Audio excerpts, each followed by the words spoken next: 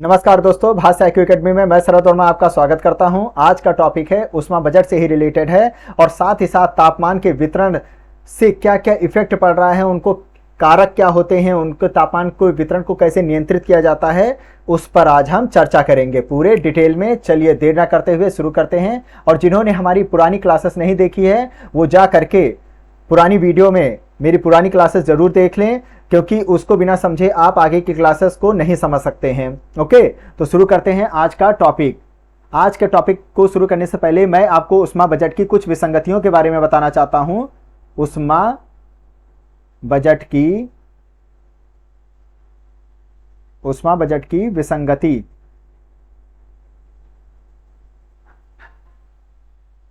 ये क्या होता है, ऊष्मा बजट की विसंगति क्या होती है, आज हम इसी पर चर्चा करेंगे। ओके, अब जैसे ये है हमारा सूर्य देवता, चमक रहे हैं अच्छे से। ओके, यहां से जो रेडिएशन आती है वो कैसे होती है, शॉर्ट वेव यानी कि लघु तरंग विकिरण के रूप में आती है। लघु तरंग विकिरण, ये हमारी पृथ्वी की सतह हो गई, ये हमारी पृथ्वी अर्थ हो गई। और फिर यहां से जो वापस जाती है वो दीर्घ तरंग विकिरण के रूप में जाती है। दीर्घ तरंग विकिरण।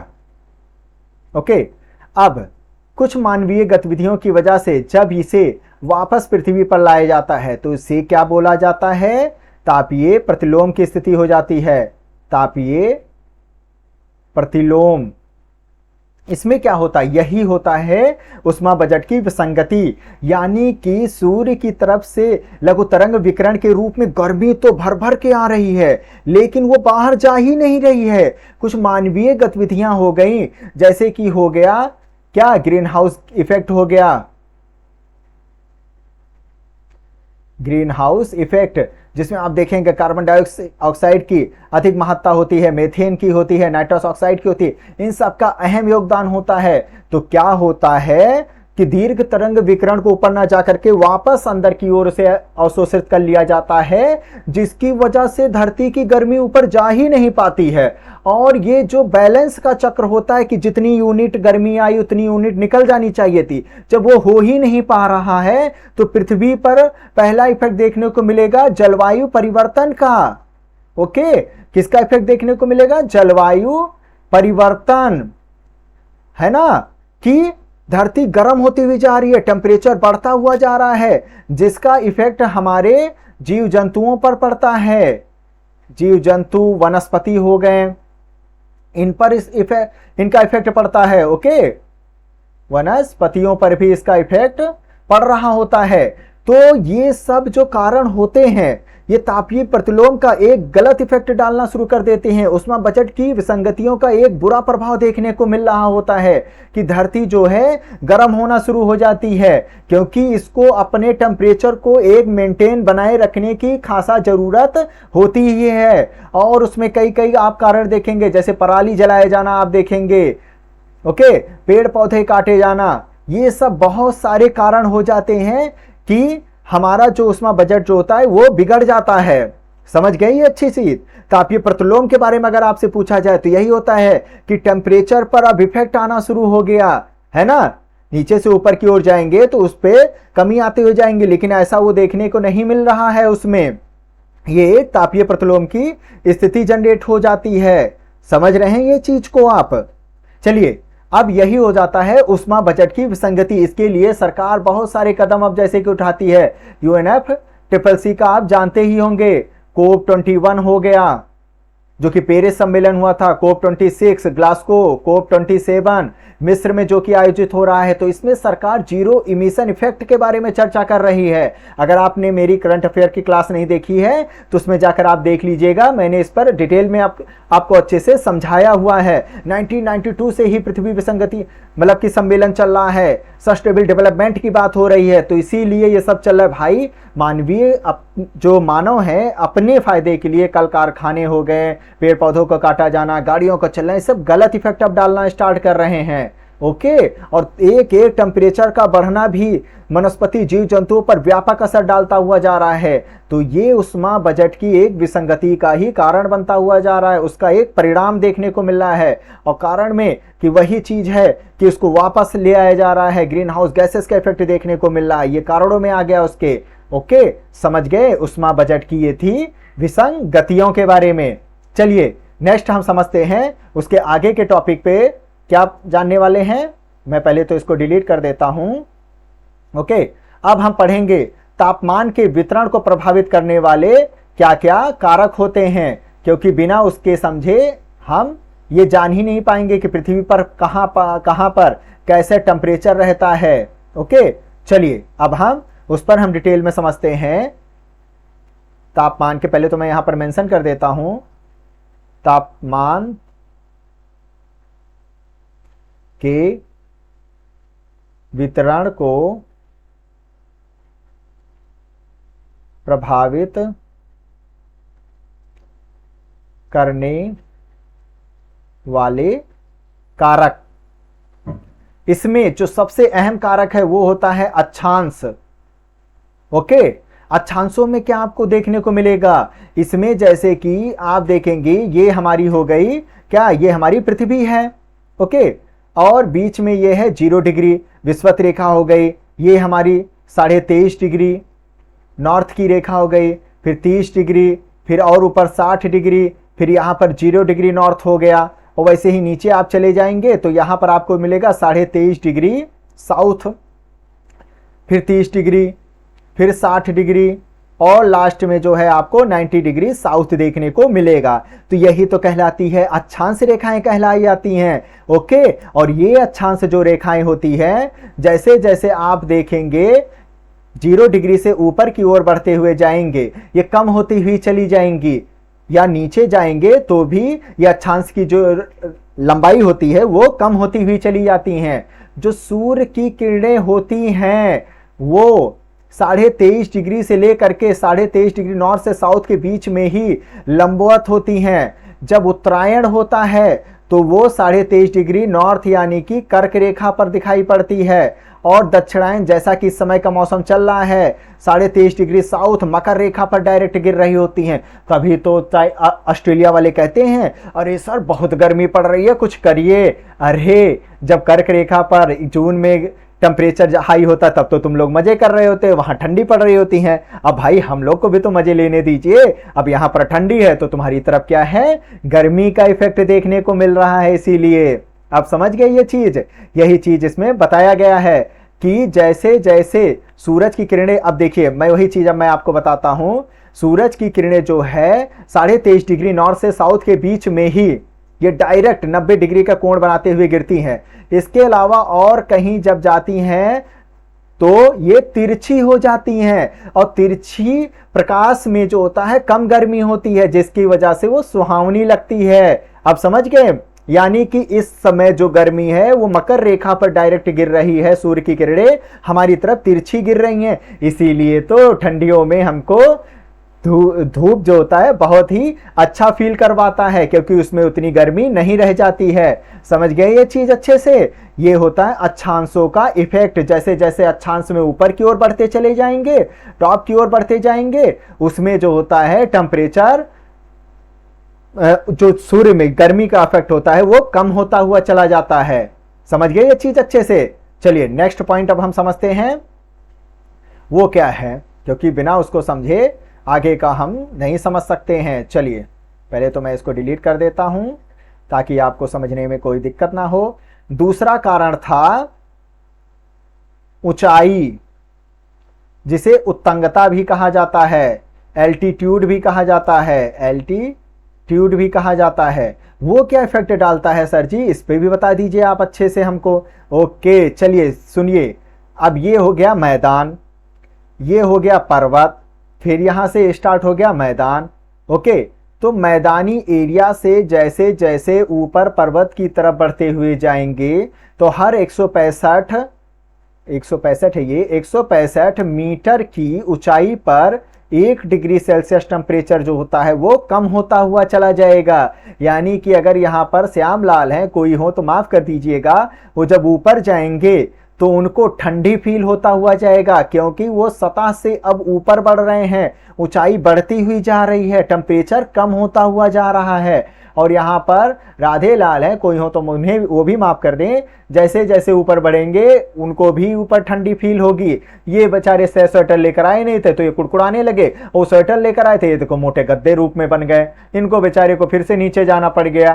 तो ये चीज अगर उनको मालूम होता इनको कि ऊंचाई बढ़ने पर हर 165 मीटर पे 1 डिग्री सेल्सियस टेम्परेचर गिर जाता है, तो काश में रजाई गद्दा उड़कर जाता ऊपर। ओके, अब आपको अगर एग्जाम्पल के रूप में मुझे समझाना हुआ तो मान लीजिए ये हो गया उत्तर प्रदेश हो गया, है ना, या मध्य प्रदेश हो गया, कुछ भी आप मान लीजिए। वहां से जैसे जैसे ऊपर की ओर बढ़ेंगे, ये उत्तराखंड की तरफ आप बढ़ेंगे तो उत्तराखंड में आपको थोड़ा सा टेम्परेचर जो है कम देखने को मिलेगा टेम्परेचर।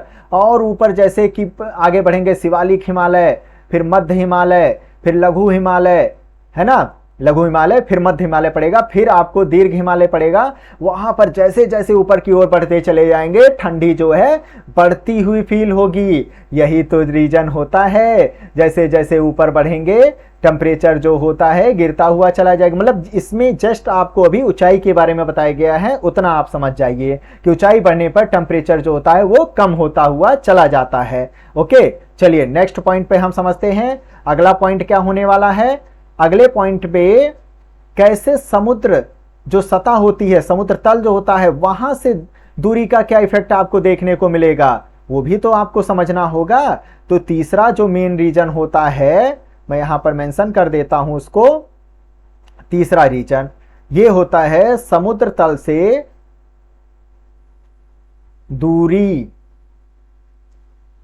इसका क्या इफेक्ट पड़ता है सर जी, चलिए वो भी मैं बता देता हूं आपको, क्योंकि उसको बिना समझे तो आप समझ ही नहीं पाएंगे।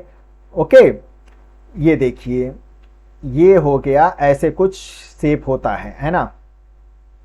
अब ये स्थल स्वरूप हो गया, और ये जो हो गया यहां से ये समुद्र हो गया, ये हो गया समुद्र, ये हो गया स्थल, है ना।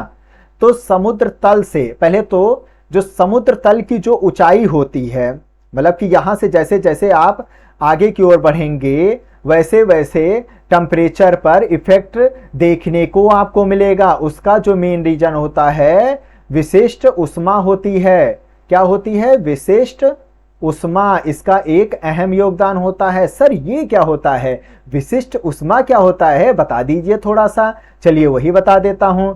जैसे कि ये कोई एक पदार्थ है ना, अब इसको 1 डिग्री सेल्सियस इसका टेम्परेचर हमको बढ़ाना है, तो इसको जितना हीट प्रोवाइड किया जाएगा, तो इस हीट की वजह से जो इसका 1 डिग्री सेल्सियस टेम्परेचर बढ़ रहा है वही क्या कहलाता है, विशिष्ट उष्मा कहलाती है। और जो ये समुद्री सतह होता है, जो आप देखेंगे जो समुद्र तल का होता है, इनकी जो विशिष्ट उष्मा होती है स्थल से जो होता है थोड़ी सी ज्यादा होगी, जिसकी वजह से वहां पर मंद गति से जो है टेम्परेचर में इफेक्ट देखने को आपको मिल रहा होगा। ओके, यानी कि आपको समुद्र के पास जो टेम्परेचर होगा वो धीरे धीरे, जैसे कि दिन का समय है तो धीरे धीरे वो गर्म होगा, और रात में धीरे धीरे ठंडा हो रहा होता है। यानी कि जब तक वो गर्म या ठंडा होगा तब तक, अगर वो गर्म हो रहा है जब तक वो पूरा गर्म होगा तब तक रात हो जाएगी, फिर ठंडा होना शुरू हो जाएगा, और जब तक पूरा ठंडा हो उससे पहले दिन हो जाएगा, फिर गर्म होना शुरू हो जाएगा। यानी कि एक मिनिमम टेम्परेचर तो वहां बना ही रहेगा। 23 डिग्री से 35 डिग्री के तक देखेंगे आप टेम्परेचर वहां पर नॉर्मल, उतना तो हीट टेम्परेचर देखने को मिलता ही है। इसीलिए वहां पर आपको गर्मियों में ना ज्यादा गर्मी, ठंडियों में ना ज्यादा ठंडी फील होगी, है ना। तो इसीलिए यहां पर तापमांतर यानी ताप में अंतर, इसे तापांतर कहा जाता है, वो कम देखने को मिल रहा होगा। यानी कि जो डिफरेंस दिन और रात के बीच के टेम्परेचर का जो डिफरेंस है उसमें कमी देखने को मिल रही होगी। अब जैसे जैसे ऊपर की तरफ आप बढ़ेंगे, ये मान लीजिए आप उड़ीसा में थे या आंध्र प्रदेश में थे, आगे की ओर मध्य प्रदेश या बिहार की, झारखंड की तरफ बढ़े, फिर बिहार की तरफ बढ़े, फिर उत्तर प्रदेश की तरफ इधर बढ़ें, फिर यहाँ से उत्तराखंड की तरफ बढ़ें, फिर ऐसे ऐसे बढ़ते चले आएंगे। तो जैसे जैसे आप आगे की तरफ बढ़ेंगे तापांतर में जो होता है वो बढ़ोतरी देखने को मिलेगी। समुद्र से दूरी जैसे जैसे बढ़ती चली जाएगी वहां पर टेम्परेचर में चेंजेस देखने को मिलेगा, क्योंकि सतह की एक खासियत होती है जल्दी ठंडा जल्दी गर्म हो जाता है। यानी कि अगर सूर्य से उष्मा जो उसको मिल रही है उससे ये जल्दी गर्म हो जाएगी और रात में जल्दी ठंडा हो जाएगी हवाओं की वजह से, है ना। तो ये इसकी वजह से तापमांतर यहां पर ज्यादा देखने को मिलता है। आप समझ गए ये चीज अच्छे से। तो समुद्र तल से दूरी भी एक अहम योगदान अदा करती है इस चीज में।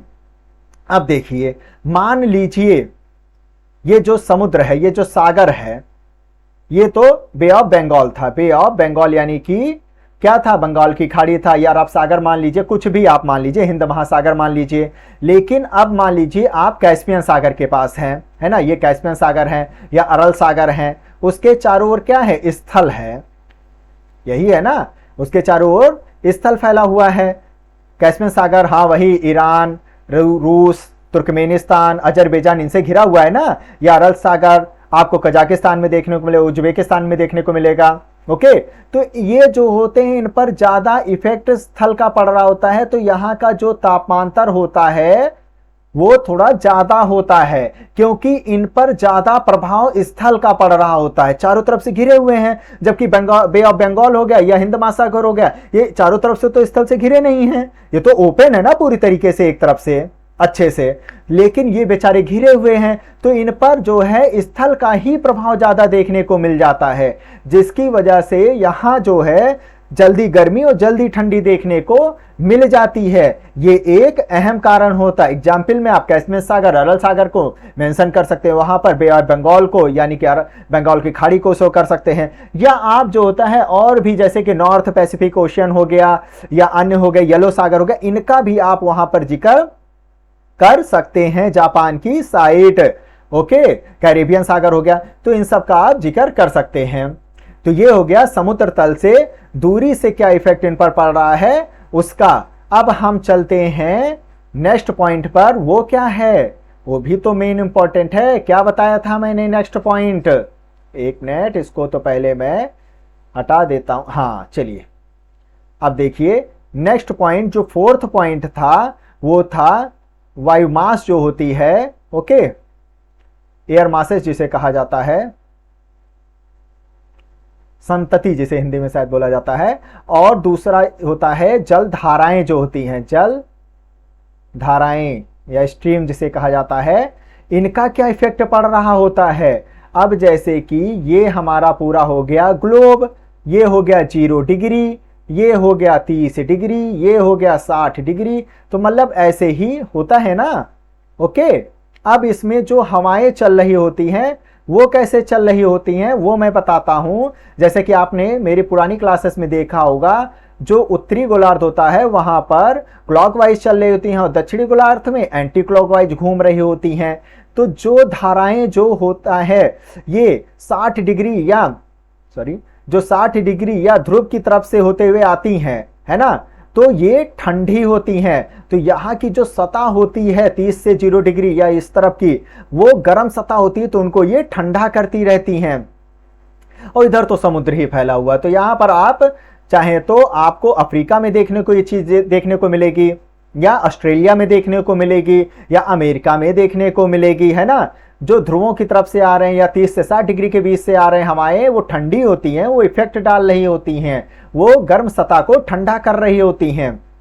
अब जब ये 0 डिग्री से 23.5 डिग्री के बीच से जब होकर गुजरती हैं, 30 डिग्री के बीच से होकर गुजरती हैं, तो ये ठंडी से अब ये गर्म हवाओं में बदल गई हैं। तो ये जो गर्म हवाएं होती हैं, रुकिए मैं बता देता हूं इसका डायग्राम, ये देखिए, अब ये गर्म हो गई, गर्म से लाल हो गई, तो ये अब जब वापस जाएंगी तो ये गर्मी फैलाते हुए जाएंगी, यानी कि गर्म प्रदेशों के जो ठंडे प्रदेश है यहाँ पर उनके लोगों के लिए राहत का काम करेंगी। ओहो, गर्म हवाएं आ रही हैं, आराम मिल रहा है, गल्फ स्ट्रीम चल रहा है, आराम मिल रहा है ना, समझ गए ये चीज।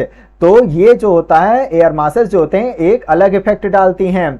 मैं अगले क्लासेस में मैं आपको बताऊंगा, ध्रुवीय पवनों के बारे में बताऊंगा वो क्या होती हैं, पछुआ पवनों के बारे में बताऊंगा, और व्यापारिक पौनों के बारे में भी बताऊंगा। बहुत इंटरेस्टिंग टॉपिक होने वाला है, बिना इनके तो समझना मुश्किल है।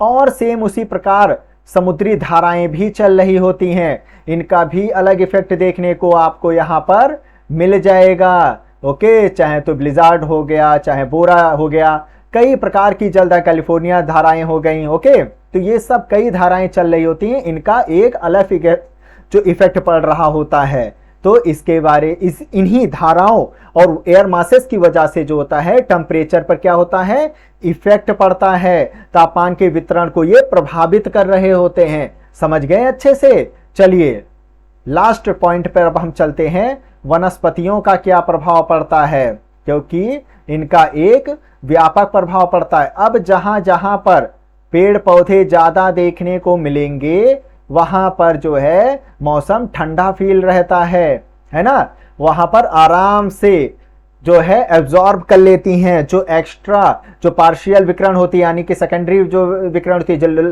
दीर्घ तरंगों के रूप में होती है, उनको ये एब्जॉर्ब कर लेते हैं और जो पृथ्वी का जो बैलेंस है उसमें बजट है उसको ये कंट्रोल करने का काम कर रहे होते हैं। तो इन वनस्पतियों का भी एक अहम योगदान होता है।